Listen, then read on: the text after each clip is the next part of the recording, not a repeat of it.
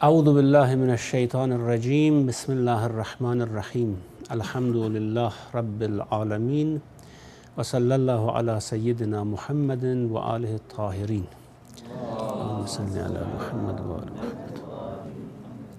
Continuing with the story of Musa alayhi salam from Surah Al-Qasas, we followed the story until when he grew up in the palace of Pharaoh. He was now Musa ibn Pharaoh, not Musa ibn Imran anymore.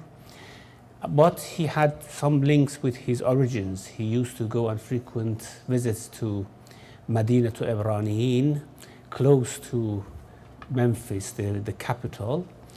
And usually when he used to go, of course, there was protocols to be observed, notifications, prior notifications, and so quite official visits he had, until one time he went to the Medina to Ibraniyin without any prior notice. So things were not arranged for him, officials were not notified. And this is what verse number 15 says, وَدَخَلَ الْمَدِينَةَ عَلَى حِينَ غَفْلَةٍ مِنْ أَهْلِهَا. He entered the city, that's Medina to Ibraniyin, the city where the Jews were living, while the people were not notified about his visit. Now, of course, what he saw was quite different. There were toils of Banu Israel, accompanied by tortures, beatings. فَوَجَدَ فِيهَا رَجُلَيْنِ يَقْتَتِلَانِ. So he found two men fighting each other, trying to kill each other. هَذَا مِنْ شِيعَتِهِ. Now, يَقْتَتِلَانِ, of course, this was not an ordinary fight. It was just for life and death. They were trying to kill each other. هَذَا مِنْ شِيعَتِهِ وَهَذَا مِنْ عَدُوِّهِ. One of them was from his Shia, and one of them was from his enemy. Now here, of course, it could have been said, هذا من قومه, or هذا من أهله, وهذا من عدوه. However, Shia is usually used for followers. It's not used for someone who's related to us or someone who has tribal link or whatever racial link. Shia means follower. And usually when we say Shi'atu fulanin, means someone who follows someone else, isn't it? وَإِنَّ مِنْ شِي'َتِهِ لَإِبْرَاهِيمَ. About Nuh, Allah says one of his Shia, one of his followers, was Ibrahim. When we say Shi'atu Ali, for example, say we are Shi'atu Ali, it doesn't have any racial or tribal link, does not notify that. It means following, no matter how far we are from in racial point of view. We follow Ali, for example, because we are Shi'atu Ali. Here, this is very interesting. Now, Musa had followers in Banu Israel. He had his own Shia there. And this is what we discussed yesterday. Musa, although he was living in the palace, but he was thinking how he could save these people, the Banu Israel. And Banu Israel also had some sort of knowledge that this is their savior. If anyone can save them, it is Musa ibn Pharaoh. It is Musa who's living in the palace who can save them. And actually the word had gone round and people had taken side. Followers of Musa. Musa, of course, was a young prince still, not more than probably 20 years, but he had his own followers in Medina to Ibraniyin. This is why we have historical records that at this juncture, actually, Pharaoh had found out what mistake he had made, and he wanted to somehow kill Musa, to somehow get rid of Musa. And that's why he sent Musa to a couple of very dangerous missions, military mission and other missions. He sent Musa in the hope that he would never come back. Of course, he didn't want to kill him openly because people would have said Pharaoh is killing his own son. Why Musa hadn't done anything, but he wanted to get rid of him.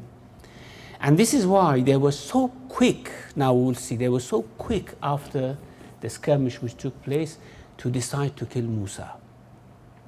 So Musa had his own followers.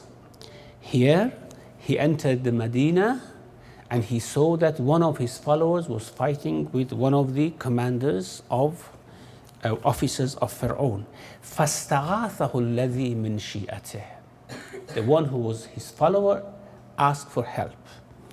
Now, what would have Musa done in this situation? Musa was very careful not to take any wrong move to destroy the plan to save Banu Israel. But this was something he just bumped into without having much choice to decide what to do. This man was going to be killed, and the Coptic officer was going to kill him.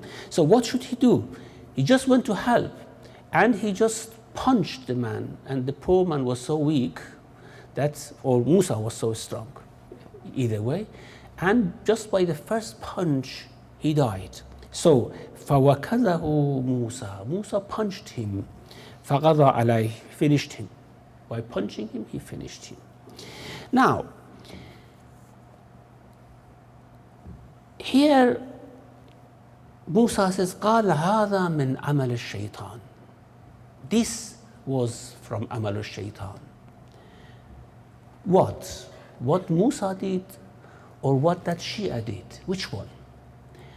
We know that the Shaitan has no access to prophets before being appointed as prophet or after being appointed as the prophet. So we have to, because from many other verses of the Quran we understand that. So in light of that, we have to explain, what does it mean, هذا من عمل الشيطان? This was something done by Shaitan. Done by Shaitan, it means that if he means the killing of that man was Amal al-Shaitan, that Shaitan was acting in Musa, or Musa was acting as a proxy for Shaitan. Well, this is very strange. We cannot accept this about people like Musa, about prophets, that قَالَ هَذَا مِنْ عَمَلِ الشَّيْطَانِ. So what was that? Now, هَذَا مِنْ عَمَلِ الشَّيْطَانِ may mean many things. One of the meanings is that this man, this Shia, was one of those stupid, hard-headed followers of Musa who just wanted to create problems all the time. He couldn't move according to any plan. He couldn't do anything reasonable. So he used to start fight. And this is why next morning again Musa see he's fighting with another man. Very radical, revolutionary sort of member of Banu Israel who was so stupid that he was actually a proxy of Shaitan doing this, to not helping Banu Israel in any way, not helping any cause, just because he was so radical, so sensational. He wanted to fight people of Pharaoh. So قال هذا من عمل الشيطان. This is one interpretation. The other interpretation is that the whole event, it destroyed all plans of Musa. Because Musa, as I said, he was an important man. He was in the palace. He was planning how to save Banu Israel. He had his own plans for it. Now everything destroyed. And this sort of all setting was min amal al-shaytan innahu aduwwun mudillun mubin. And then he said, قال رب إني ظلمت نفسي فاغفر لي فغفر له. He said, God, I wronged myself. Now, did he wrong himself by killing that man? No, because he was doing something which was really, by any standard of ethics or religion, it was good. He was saving an oppressed person who was going to be killed. So why he did wrong himself? Because, as I said, he destroyed his plan of saving Banu Israel. Now he realized everything is finished. He made the wrong move that Pharaoh was waiting for a long time. He made the wrong move. The man was killed. This is going to go to the palace. The news is going to go to the palace quickly, and he is going to be in trouble. Even if not going to be, well, he doesn't know yet that they are going to kill him, But he knew that he wouldn't have that free hand anymore with Banu Israel coming, visiting, trying to do something for them. So قال رب إني ظلمت نفسي فاغفر لي فغفر له. This غفران, Allah says فغفر له, that means we made up that for him. And of course, this was a new plan of God. Well, Musa was planning, certainly, and God was planning. And God planned in a different way. God didn't want Musa to just run into a plan by himself. He wanted his own plan to go forward, not Musa's plan. So Allah, of course, forgave him. إِنَّهُ هُوَ الْغَفُورُ الرَّحِيمُ قَالَ رَبِّ بِمَا أَنْعَمْتَ عَلَيَّ فَلَنْ أَكُونَ ظَهِيرًا لِلْمُجْرِمِينَ. Now here, we don't know what sort of munajat was going between Musa and God in that very difficult night, because in that night Musa didn't know what to do, didn't want to return to the palace, didn't know what is going to happen. So what sort of munajat was going between Musa and Allah subhanahu wa ta'ala? However, Allah mentions just sentences from that. That munajat, that Musa said, "Inni zalamtu nafsi," and then he was inspired that he was forgiven, that this is going to be a new plan, this is going to be a new thing. He realized that. And then after this sort of inner conversation, esoteric sort of conversation with God, he said, now that you have blessed me with this forgiveness, I'm not going to help any of mujrameen. Or because Musa was a powerful man, we can put it in this way, that قال رب بما أنعمت علي في القوة في الجسم. I'm not going to use this at all to help mujrameen, to support mujrameen. Okay, now Pharaoh found the pretext he needed to kill Musa. As I said before, these princes, the sons of Pharaoh, they could do whatever they wanted. They could kill whoever they wanted. It was not the case that by just killing one officer, a son of Pharaoh was going to be punished. However, Pharaoh could have punished his son by such a thing. He never did, of course. Here he wanted that excuse to kill Musa, and the excuse was found. So immediately the news reached the palace that Musa has killed an officer in Medina to Ibraniyin in support of one of those slave men. And Pharaoh summoned his ministers. That's what should we do with Musa now? Here, of course, the decision was that we would kill Musa. Now, before we come to this, I want to mention another story which did happen before this. Because this is a juncture in which Musa is leaving Egypt. Or let us finish with this and then I'll come to that story. Just before Musa leaves Egypt, he hasn't left Egypt yet. So, فَأَصْبَحَ فِي الْمَدِينَةِ خَائِفًا يَتَرَقَبُ. He didn't go back to palace. He didn't want to go back to palace. He knew what is waiting for him there. So he was frightened in the sense that he was expecting, يَتَرَقَبُ, expecting to be arrested at any moment. فَأَصْبَحَ فِي الْمَدِينَةِ خَائِفًا يَتَرَقَبُ فَإِذَا الَّذِي اسْتَنْصَرَهُ بِالْأَمْسِ. Until next morning, he was still wondering. He didn't want to go to his own home, his mother's home, because it would have created a problem for them as well. So he didn't want to go to any house, because if he was arrested in any house, that house would have been would have been troubled as well. So he was just wandering in the streets.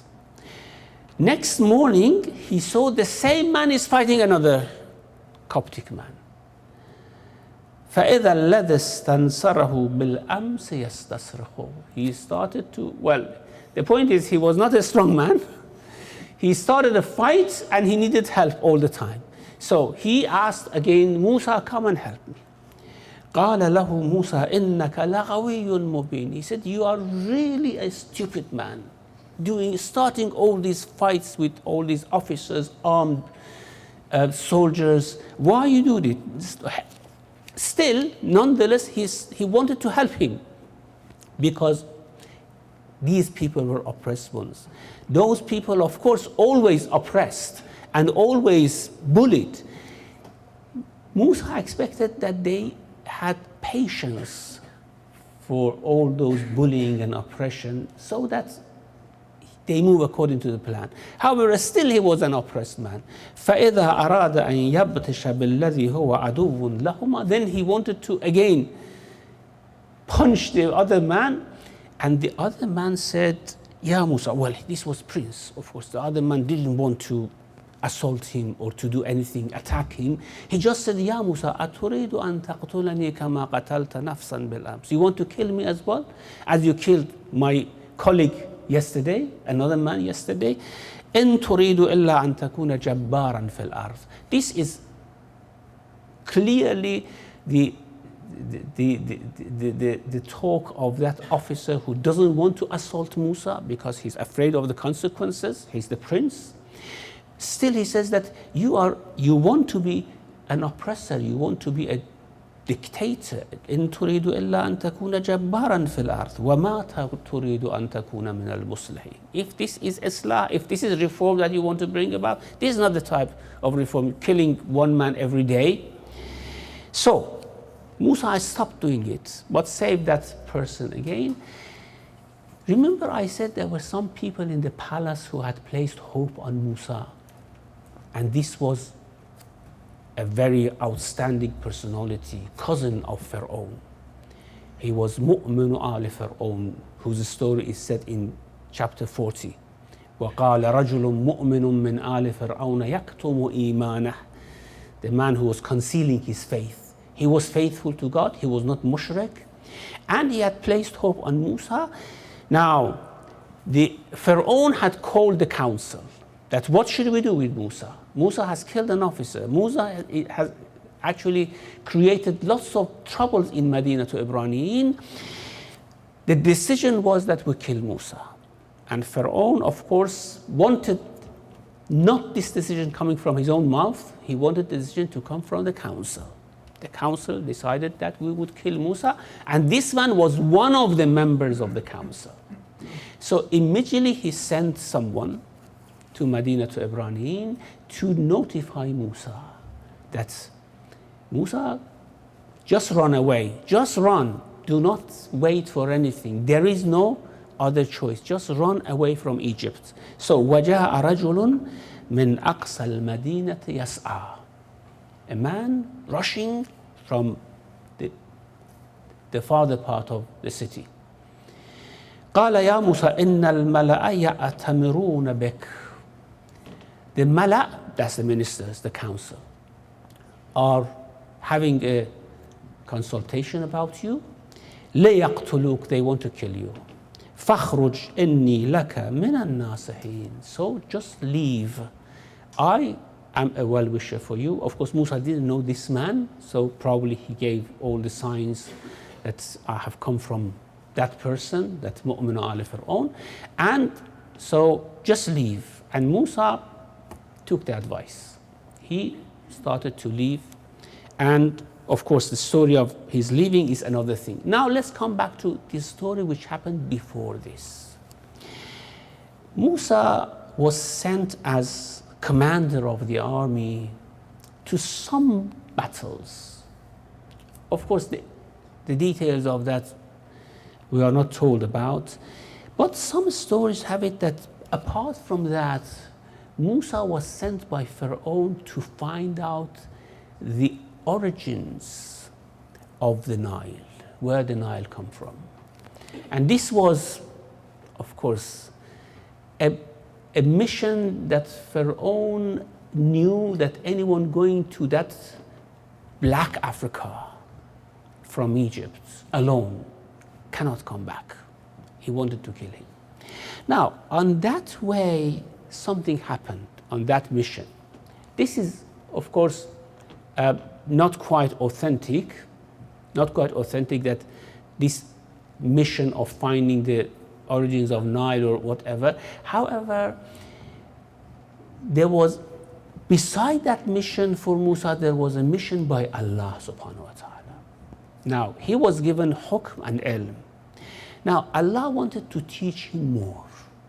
So he said that on your way, as you are going, you go to a place where two waters meet, or two seas meet, and you find a man that you have to learn things from him.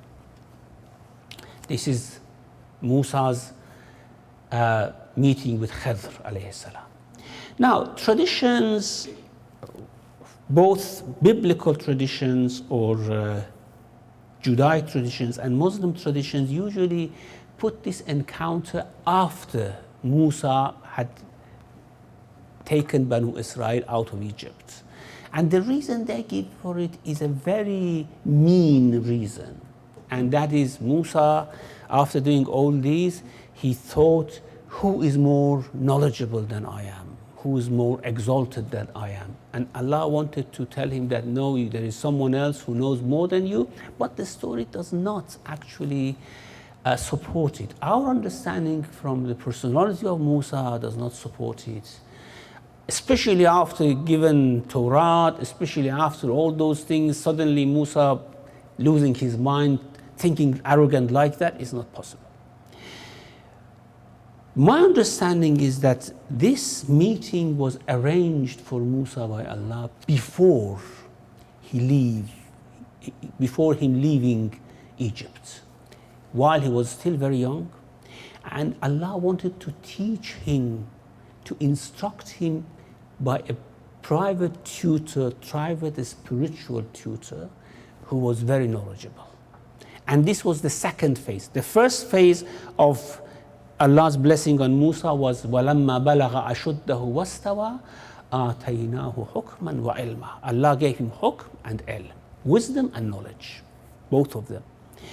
And the second one was that instruction that you go and find a person who is knowledgeable and learn knowledge from him. Now you may say, why prophets need to learn from others? Well, فوق كل ذي علم عليم. And also this was before Musa becoming a prophet, appointed prophet. And also we know that Siddiqeen and Anbiya, they learn from each other. Just like Amirul Mu'mineen alayhi salam, he was one of the Siddiqeen, he learned all his knowledge from the Prophet, peace be on him. Despite him being inspired as well, but the knowledge that he learned from the Prophet was indispensable for his growth and for his spiritual training to become what he was as Amirul Mu'mineen alayhi salam. So, let's go to that story first before going out from Egypt with Musa alayhi salam, and the story is in Surah Kahf. Musa apparently was accompanied by one of his servants, who was his servant in the palace, Fatah. This again, the stories tell us that this Fatah was Shamun, his successor. While the type of encounter does not agree with that, because this servant was much lower in, or he didn't know anything about the spirituality. That's why Khidr did not allow this servant to accompany them. Now let's see what the story tells us. وَإِذْ قَالَ مُوسَى لِفَتَاهُ.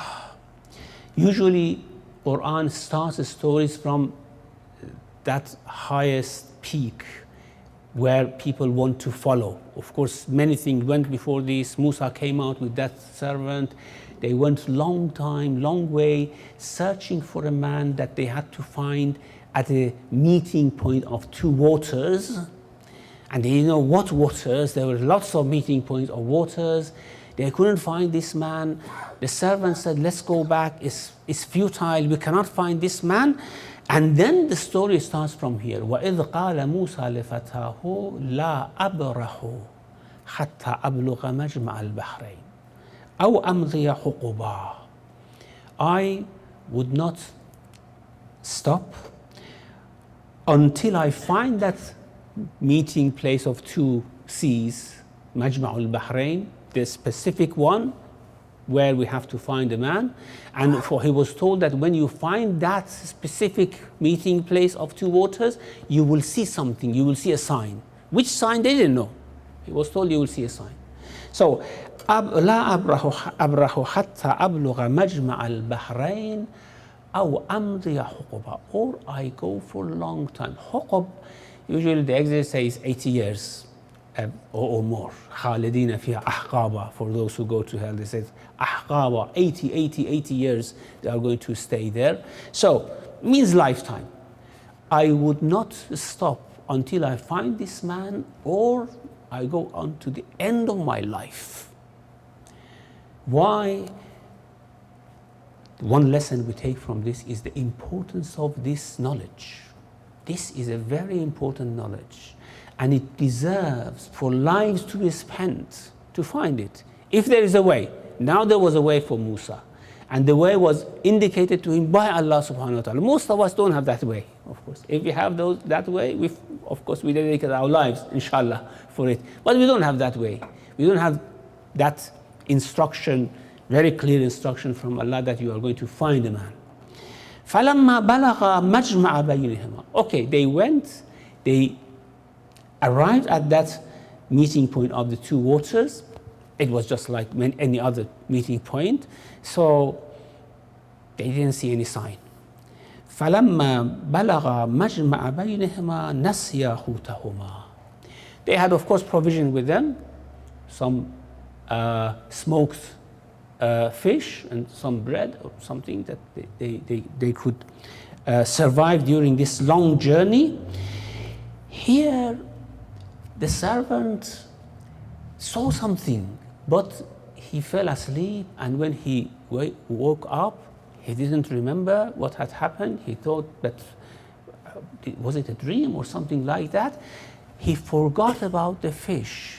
While before sleeping, he saw the fish going into the water. It was quite close to the water. When a surf came, took the fish became alive, was live, and just went. He saw this, he fell asleep, he didn't know, was this a sleep or a dream or something? So he just, after waking up, he forgot about it, and they moved. فَاتَّخَذَ سَبِيلَهُ فِي الْبَحْرِ سَرَبًا فَلَمَّا جَاوَزَا. They passed, going, searching for another meeting point of two waters.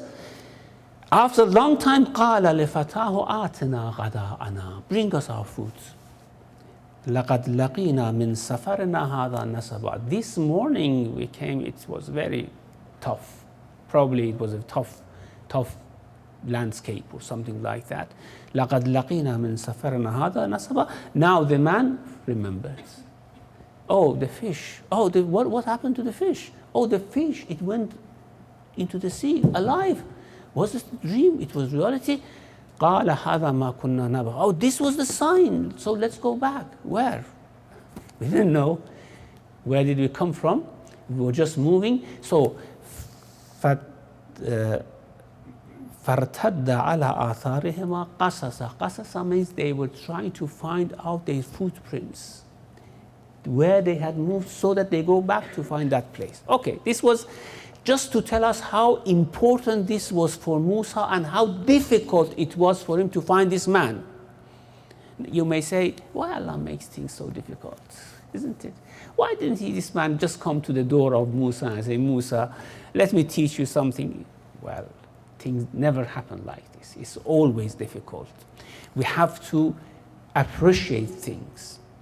And Musa had to appreciate this knowledge. فَوَجَدَ عَبْدًا مِنْ عِبَادِنَا. They found one of our servants. Ibadina here, you see, we have two types of ibad. Compulsory ibad, voluntary ibad. Most of the people are compulsory ibad. إِن كُلُّ مَنْ فِي السَّمَاوَاتِ وَالْأَرْضِ إِلَّا آتِ الرَّحْمَنَ عَبْدًا. Everything in heaven and earth, every person, man, every person in heaven and earth is an abd of Allah. Even shaitan is an abd of Allah. But compulsory abd. His life depends on Allah's will. What sort of enslavement more than that we can have towards Allah subhanahu wa ta'ala? Anytime He wishes, He can just stop us living, existing, being remembered, anytime He wishes. So this is the meaning of that enslavement. Everyone is in this world is a slave of Allah subhanahu wa ta'ala. However, this is from above. There is a sort of servitude from below, and that is when we voluntarily want to worship Him. Whether we want voluntarily to worship Him or we do not want, we are His servants, we are enslaved. We are not enslaved, we are created like this. We are depending on Him, okay? However, some people, this now goes from here, from earth to heaven. Some people love Him, want to worship Him. This is a different ibad. This is a different servitude. So, here when Allah talks about this ibad, this type of ibad, and in many places of the Quran, Allah talks about it. Inna ibadi laysa laka alayhim sultan. Those volunteer worshippers of me, you cannot have access to them. You cannot have sovereignty over them. So, فَوَجَدَ عَبْدًا مِنْ عِبَادِنَا. One of those ibad, those volunteer ibads they found. آتَيْنَاهُ رَحْمَةً مِنْ عِنْدِنَا. I don't think anyone could be praised by Allah more than this. We had given him a rahmah from us, a mercy.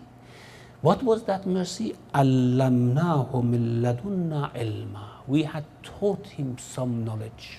Some knowledge. Yes. Now, this nakara, indefinite words, can be used to denote greatness or smallness, triviality or greatness. Here, when it compared to Allah subhanahu wa ta'ala, this was not a knowledge, this was just ilma, nothing important. We had taught this man. Compared to human life, this was huge knowledge that we had given him. It was a rahmah from us, it was huge knowledge that we have given him. And what was that knowledge? That knowledge was he could see how things would transpire in future. We had some people in our time as well who had just a limited knowledge like this. Maybe you have heard his name, Rajab Ali Khayyat. He had just a flavor of this knowledge, seeing what happens in future for things. However, of course, nothing comparable to what Khazr was given. He could see things the way they happen, why they happen. Subhanallah, no one can have this knowledge. And Allah subhanahu wa ta'ala wanted Musa to know about the root of the things which happen in this world. This is huge knowledge that is given here to us in the story of Khizr and Musa. Now, I want you to ponder on this to see what we can learn, the most important thing we can learn from this story. Okay, قال له موسى هل أتبعك على أن تعلمني مما علمت رشدا. Musa said, is it possible that I follow you so that I learn from you from this rushd? Knowledge is called rushd. Rushd is growth, isn't it? From this growth that Allah has given you, do you allow me to do it? Well, of course, this is not certainly the statement of Musa after prophethood. This is a state of the burgeoning prophets, someone who is going to become a prophet, wanting to learn things. So, what happened? Khidr had a look at his face, and of course the servant's face. First of all, the servant is out. He is not going to follow us. But you, okay, قال إنك لن تستطيع معي صبرا. If you want to follow, there's no objection. However, you cannot have patience on what I do. And this is the situation of all of us. just ponder, we do not have patience on what God does, isn't it? We do not have patience because we do not know the reason. We think that he's negligent. We think that he's cruel. We think that he doesn't know. We cannot have patience. What Khazr is going to teach Musa is that you should know that Allah is in control. Everything that happens. If a leaf falls from the tree or a fly flies in the sky, it's God's will. Everything is in his hand. He is in control. But he has planned it in a way that that control goes with the human free will. This is the beauty of the creation of Allah subhanahu wa ta'ala. He is in control. Everything is his plan. However, we, with our free will, carry out the plans for Allah, as Pharaoh did. With his own free will, he collected Musa from the river. With his own free will, he raised him in his palace. With his own free will, he made him the prince. And with his own free will, he created the enemy for himself, isn't it? So, قال إنك لن تستطيع معي صبرا وكيف تصبر على ما لم تحط به خبرا. Well, naturally you cannot have patience because you do not have the knowledge why I do things. Now, this is what Khazr does, but at the end of the day, he says that I did it all on behest of the Lord. So it was not me, it was God doing it on my hand. So you should know about the things, the way the things go in this world. Okay, what was that? Should we stop or we continue? Okay. Now, what should Musa say? A very polite answer. قال ستجدني إن شاء الله صابرا. Now, this inshallah is very important. That God willing, if God wills, I will be patient. Please allow me to follow you. ولا أعصي لك أمرا. I would not disobey anything you say. Why he does not disobey anything? He says, because Allah had told him this is not an ordinary man. Go and learn from him. Do not disobey him, follow him. And Musa said, inshallah, certainly I wouldn't say anything. قال فإن اتبعتني. Okay, one condition. If you follow me, do not say anything. Just watch. That's all. فلا تسألني عن شيء حتى أحدث لك منه ذكرى. Do not ask any questions until I initiate myself to tell you the story of what I did. And then I teach you. Now, many things happened. Of course, it was not the case that at the first instance Musa started to object or say something. No. Only 3 instances are mentioned in the Quran in which Musa could not hold himself. Otherwise, he was remembering his pledge, he was keeping quiet for whatever he saw. There were 3 instances Musa couldn't actually do anything about it.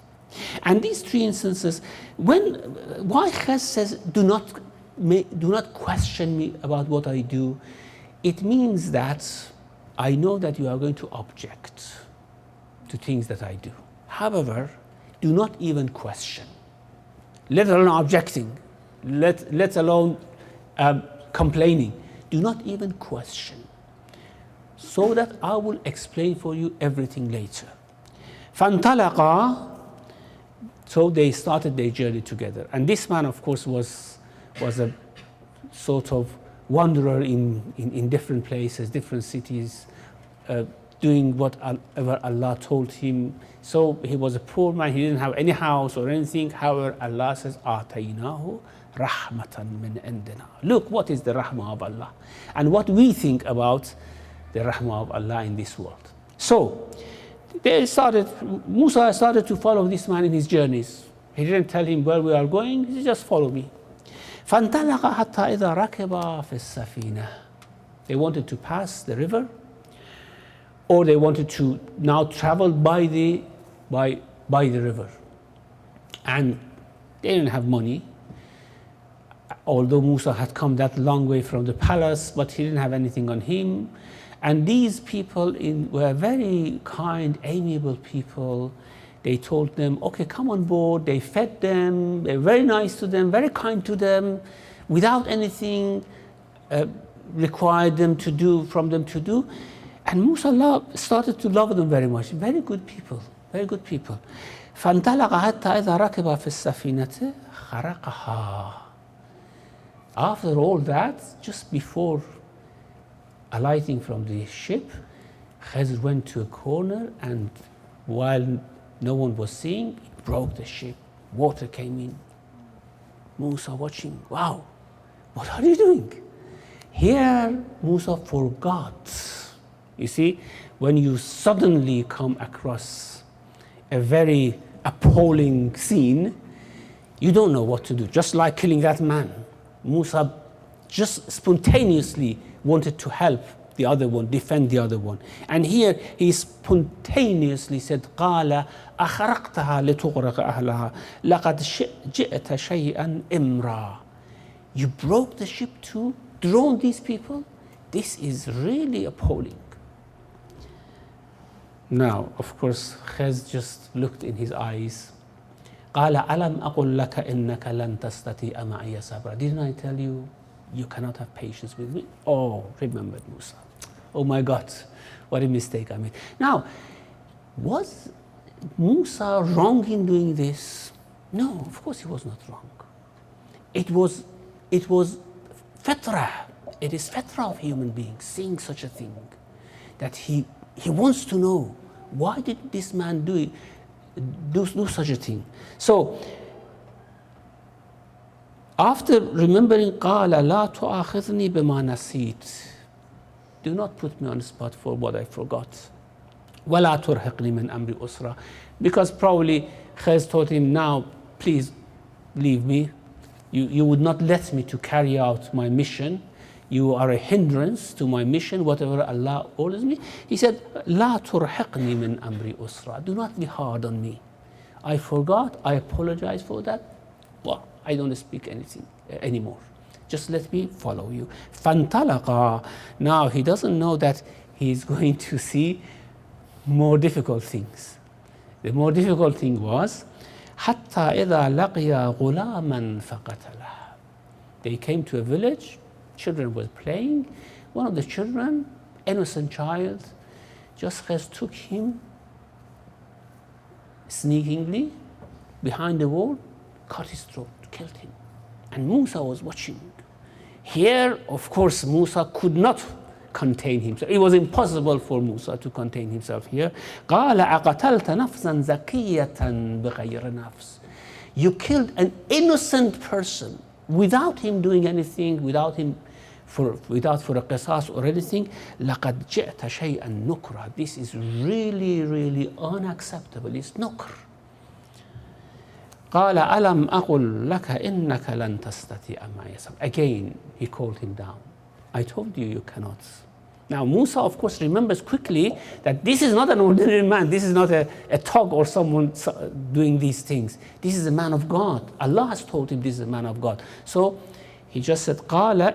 Now, of course, he didn't have that boldness to apologize again. Just said, okay, if I speak again, you do not allow me to follow you. قال إن سألتك عن شيء بعدها فلا تصاحبني قد بلغت من لدني عذرا. Now you have an excuse.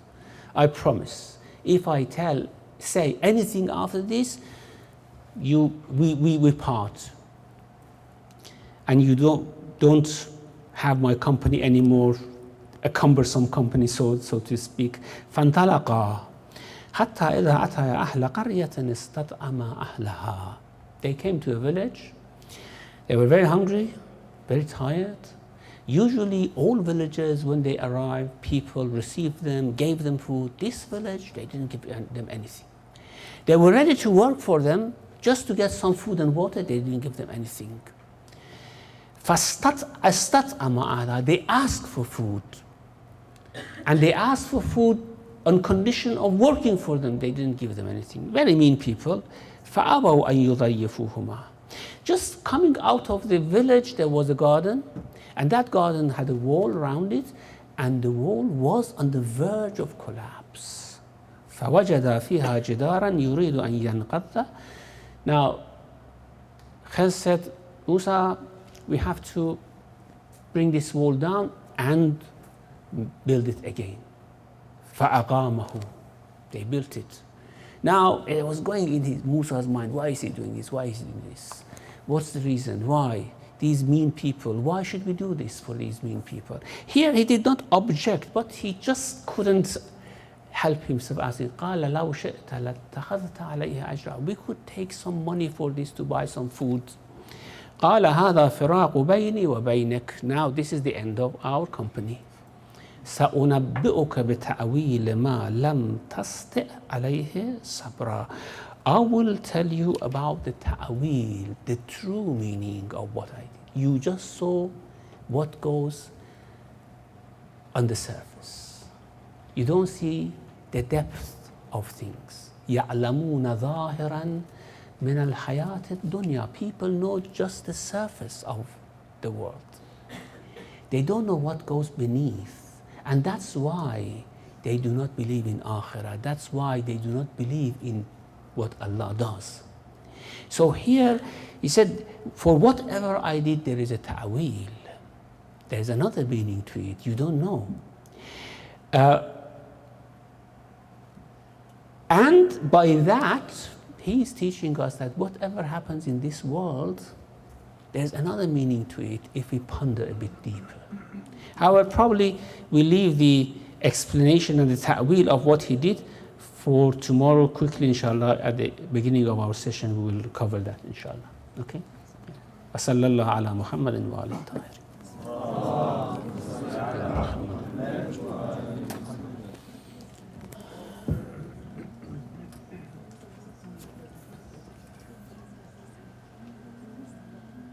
Okay, we've got about 12 minutes for questions and answers. I guess one of the perks of being a chairman is I get to ask the first question. Yeah. So, my first question is, at what age did Nabi Musa alayhi salam become a prophet? At this time, was he a prophet? As I said, we have different accounts of, or the usual account that we have about this meeting between Khazr and Musa is that Musa met with Khazr after they came out of Egypt and after he thought that there is no one more knowledgeable than him in this world. Which, as I said, is very strange. It looks like Israeliyat. As I said, my understanding is that this meeting took place while Musa was still in Egypt. And he was being prepared for something more, for something extra, so to speak. And that is why the meeting took place. There was a reason behind it. It was a sort of tuition by Allah subhanahu wa ta'ala, rather than just showing him that there is someone more knowledgeable than you. Second question is, this is maybe a too big a question to be answered fully, but the issue of mistakes. Now we've seen a few things that Nabi Musa, or maybe at this time, he wasn't a prophet just yet, but certainly he was ma'soom, as you mentioned yesterday. But certain things that he done out of impatience or his hot-temperedness, as we mentioned yesterday. But I would certainly, and he admitted himself that killing the Coptic officer was a mistake because he then sought forgiveness for it. So the whole issue of ma'soomeen making mistakes, not sins, but mistakes. Yeah. Well, this is what the Quran says. I don't know. I mean, when it comes to the topic of asma, certain Muslims, for example, say that Nabi Muhammad was a ma'soom. Some say he wasn't even a ma'soom. But some say he was ma'soom, but he can make normal everyday mistakes. You know, he can put a chair in the wrong place or you know, etc. Something that is not necessarily a sin. Well, it's very difficult to think, for example, that prophets do not make any mistake in their business, for example. That always they do a business which produces profit, isn't it? if we say mistake by in this sense, because mistakes are different as well. You see, something, I mean, may be seen as a mistake from one perspective, but not from another perspective, okay? Killing that man was not a mistake from one perspective, and that was protecting that person. And from another perspective, because it destroyed the plan, was a mistake. Now, we have to actually come to an understanding of what is really that mistake that prophets cannot perform. Or because if prophets can make mistake, it means that they can make mistake in things which they become their sunnah, isn't it? We are following sunnah of the prophet. If the prophet is someone who does mistake in his everyday life, that means his sunnah is also does involve mistakes. However, as I said, we have to distinguish between different types of mistakes. I mean, say for example,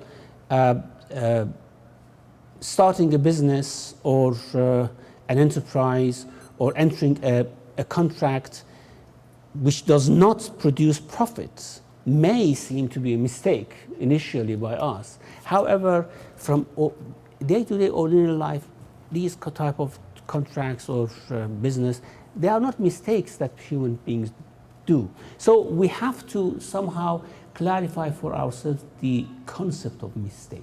There were certain things that the prophets did, and when we look at it from one aspect, it may be a mistake, like what Musa did, and what actually Musa did with Khidr as well, asking questions.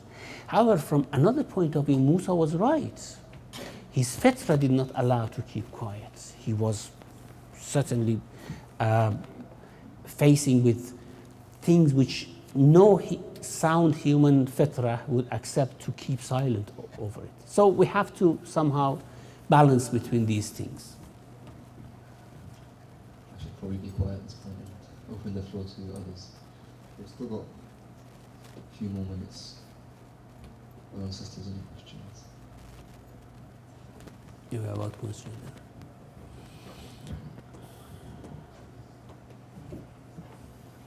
Assalamu Alaikum salam. My question is based on yesterday's talk where you said that the prophets had to become prophets after a certain amount of time. They weren't born prophets. And when we compare that to imamate, we say that do we say that the imams are born as imams? And would that raise the station of imamate higher than that, including that of our Prophet Muhammad sallallahu alaihi wasallam? Oh, well, the imams are not born imams, because then that means that at one time we have two imams, isn't it? If the father is alive and the child is born as imam, then that means that at one point of time we have two imams, which is not possible. So the imam would become an imam after the previous imam passes away. Would that mean that there is a possibility that another son of the imam would have been an imam?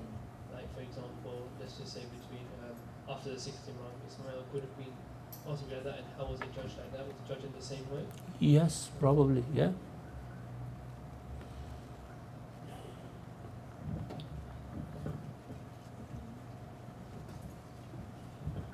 Assalamu alaikum. Alaikum salam. I got two questions. The first one is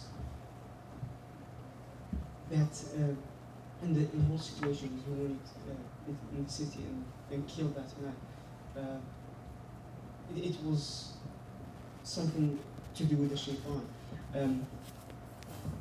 Could it have been something similar to Yusuf alayhi salam, when his brothers came and like his dream, and the shaitan they corrupted his mind a bit, and as in the shaitan made Musa impatient and made him go there instead of in secrecy instead of another time. And yesterday you said that if Musa wasn't impatient, he would have something greater would have happened. So and now you're saying it. Musa had plans, but he had to follow God's plan. So how does it reflect as in if it has something to do with the shaitan, and if he wasn't that impatient, something greater would have happened, and how is it God's plan? You see, Musa was from Mukhlasin. Mukhlas is someone who's purified by God. If we show utter sincerity, if we are mukhlas, that's someone who tries to be sincere, then at one point Allah takes hold and makes him mukhlas, purifies him. Okay, Musa was from Mukhlasin. And Shaitan, right from the beginning, knew that he wouldn't have access to Mukhlasin. And this is what in several places in the Quran, he says, قال فبعزتك لأغوينهم أجمعين إلا عبادك منهم المخلصين. I will deceive all of them except the Mukhlasin.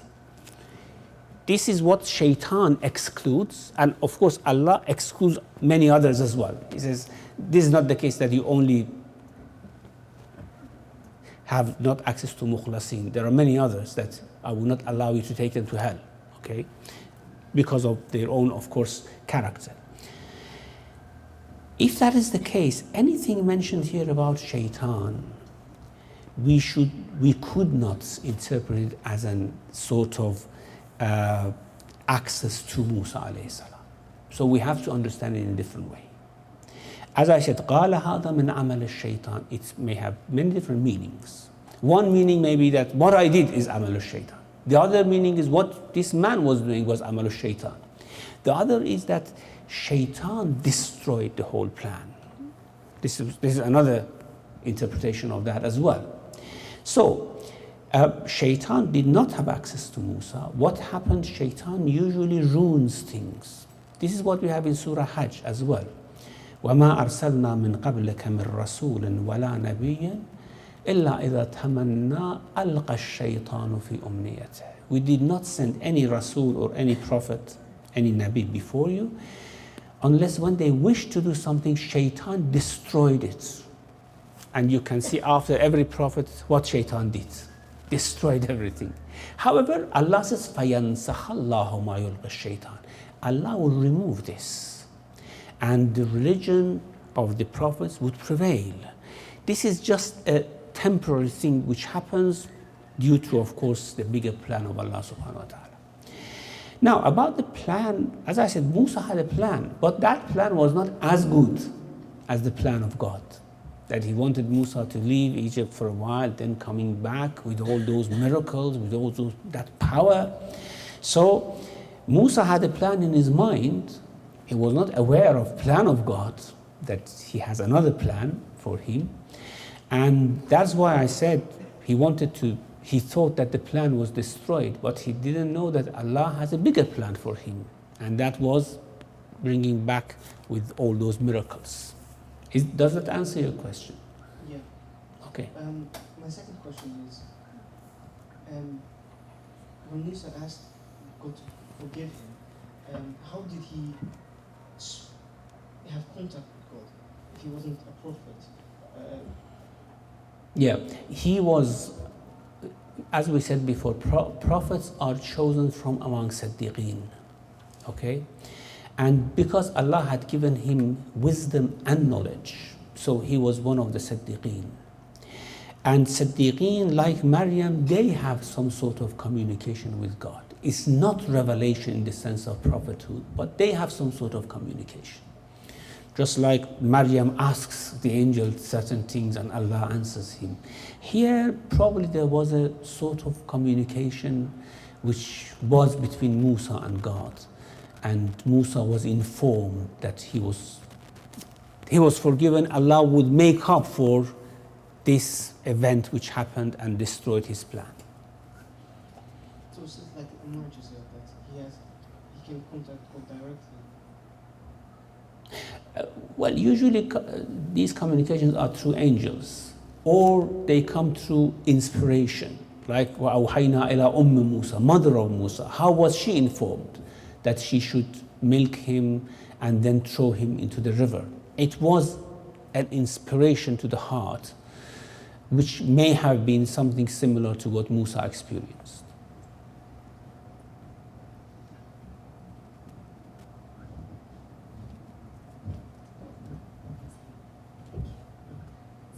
Alaikum salam. A quick question about the time when Musa defended the man who was fighting the officer. So Musa at the time, he was a prince, and so of course he would have a position of authority. Why did he resort to violence and punish the officer when it would make sense that he could just say, I'm one of the princes, I order this to stop? Why did he resort to violence and then kill? Well, we don't know what type of situation it was. Maybe the officer wouldn't have listened to him. Maybe the officer would have said that I take my orders from someone else, for example. Or maybe that was the high commander in the area, which most probably he was, because they wanted to kill Musa as a retaliation for his killing, so he should have been a very high authority there. So he may have said, I don't take orders from you, I don't take orders from Pharaoh directly. Now, these are different sort of aspects which we may think about.